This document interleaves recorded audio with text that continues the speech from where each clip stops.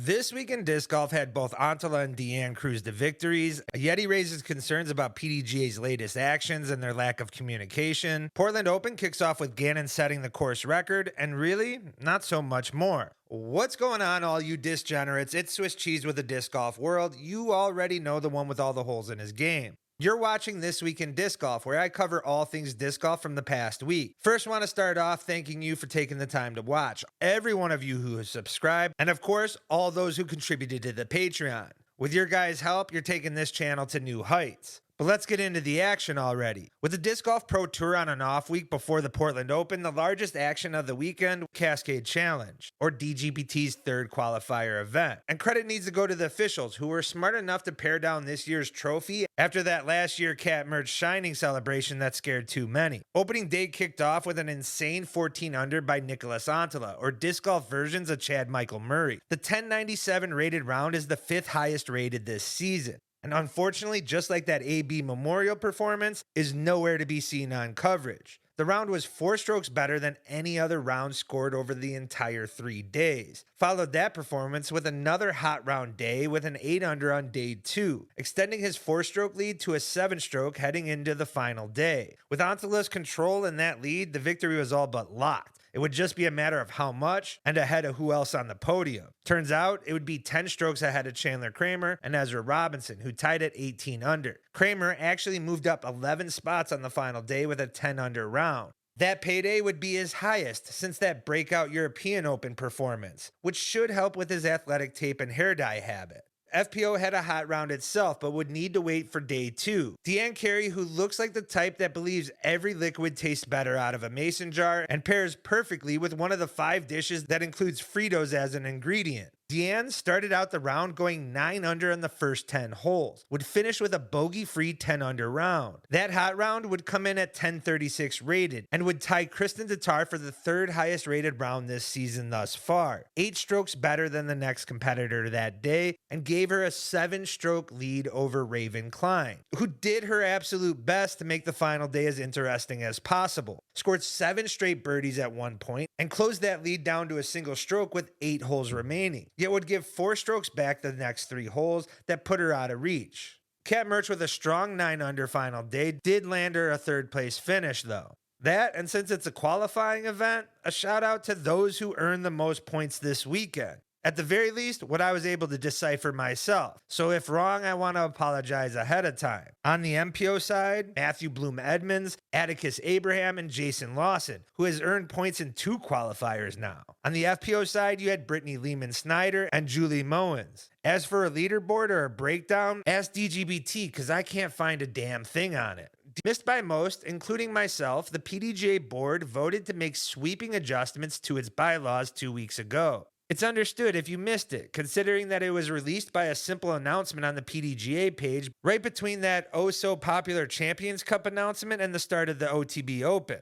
There was no public input, petition, membership vote, pre-action communication by the PDGA prior to that change, or a simple email to every PDGA member on the change, which also were the largest adjustment to the bylaws in over 2 decades. According to the PDGA, it was simplifying the speech while modernizing the bylaws. Quote, the revision bylaws are a part of a larger project by the PDGA staff to ensure the documents and procedures of the organization are up to date and fit for purpose. As stated in the bylaws in Article 10, the Board of Directors have every right to change the bylaws as they see fit once a quorum has been met. So they did no wrong. However, this action is the latest of complaints on the PDGA's lack of open communication, failure to respond to requests made by members, internal operation questions, and what has seemed to be a number of poor decisions lately. So much so it has many in the community speaking out, including Hall of Famer Jay Yeti, calling out the PDGA for its lack of transparent communication on the editing of the sport's key organizational documents. Beth at 69. I just told myself, you just got to will this one in there. Whatever you have, just will it in there. This man is unbelievable. This is what athletes live for. This is the moment.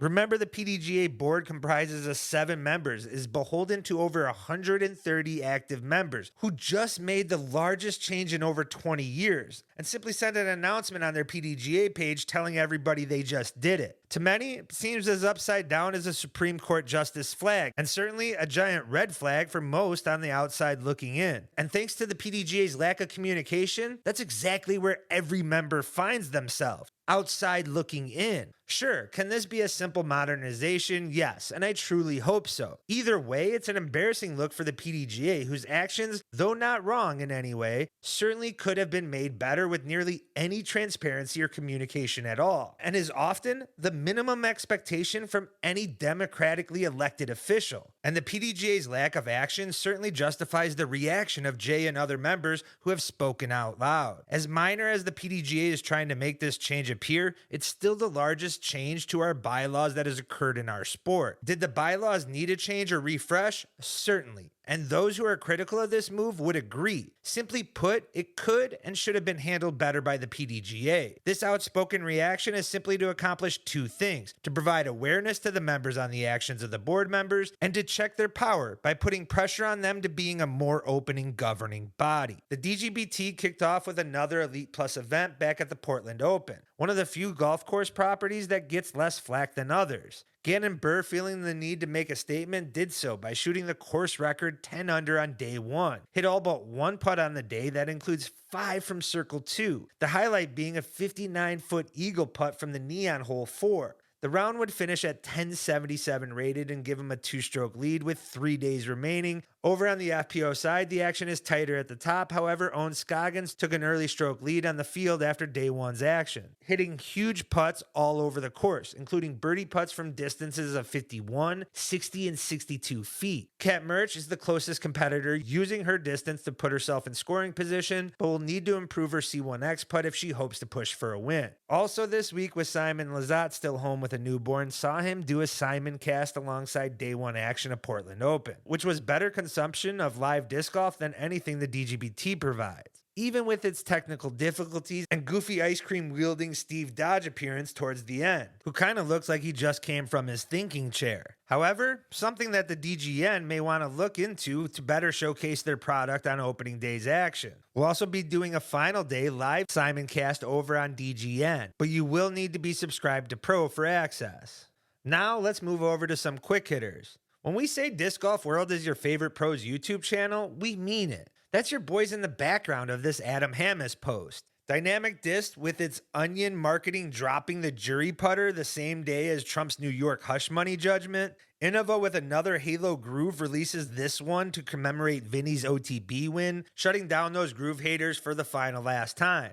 Listen, this A2 Tuminen continues to make waves over in Europe. The Finnish teenager rocking that Yankees hat harder than Empire State of Mind, Jay-Z. He got another podium to go with his second place at the Copenhagen Open a few weeks ago, getting one more second place, tying with Daniel Davidson at the Nokia Open. Both were edged out, however, by Lauri Hamalainen, who birdied 4 of the 5 most difficult holes on the final day on the back half for the win. Alden Harris celebrates his first time doing commentary with a selfie of him and Terry. Speaking of Terry, he doubles down on the cringe with a general tweet. And people say we're not funny. What the HE double hockey sticks was that? We as a sport get worried about the optics of Jedi cosplay and Eurovision meme player intros. One of the prominent names in the game glazing this hard for the most expensive disc release this year?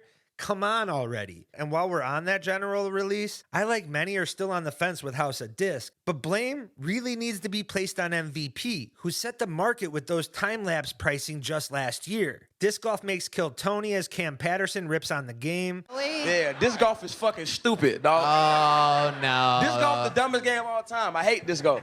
Wow. To be fair, Cam kind of has a point, but I blame Bert for not getting him high enough. Nate and Valerie got a concert in before Nate's return to tournament action next week that has many pros buzzing. Simon Lizotte sneaks out of the house to take down a B tier in Massachusetts, while teammate Paul Krantz takes down the Rumble. Paul Ulibarri and Chris Dickerson release their jerseys, Yuli going blacked out, while Dickerson keeps riding with that Rocky Top look. Man, those Tennessee Vols fans aren't nearly as creepy as anything Texas A&M puts out, but certainly a close second when it forces grown men to wear checkerboard orange while not hunting. And guys, that wraps up this week in disc golf. If you've enjoyed and not subscribed, make sure to do so, as it helps fund this channel. Make sure to like, comment, and share. And if you want more, make sure to check out previous episodes.